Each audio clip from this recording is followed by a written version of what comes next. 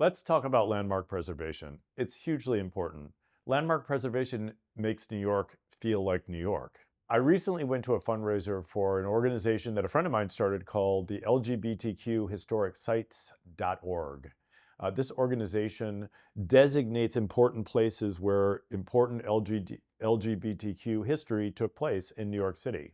What struck me wasn't so much the architecture at this event, it was more about the storytelling. Sometimes what took place at some of these buildings is equally or more important than the building itself.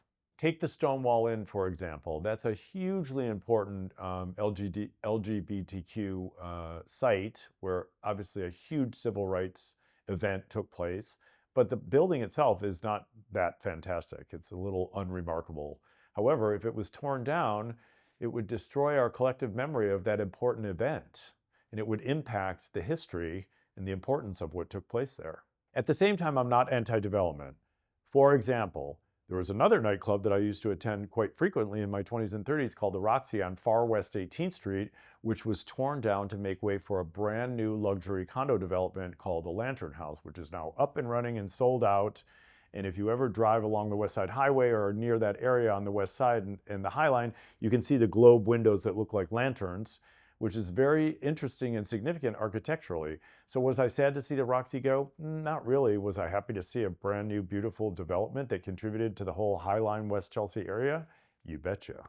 And that's really the balance. So for me personally, I happen to live in a beautiful historic pre-war co-op right now on the Upper West Side. I love the classic layouts. I love the grand rooms. I love the pre-war details, but it comes with trade-offs. There's no pool, there's no pet spa, and there's no souped up amenities that you get in some of these really beautiful luxury new condos. But that's the balance, striking between old and new and what's important to you. Preserved neighborhoods tend to retain their value a little bit more because they feel more rooted. That's not the rule across the board, but it is generally the rule. In a city that's facing major housing shortages, anti-development and preservation can run afoul with that. So there has to be a balance. Adaptive reuse, like converting office buildings into residential buildings, which is happening right now, proves that we can preserve the past and honor the past while addressing the needs of the present and the future.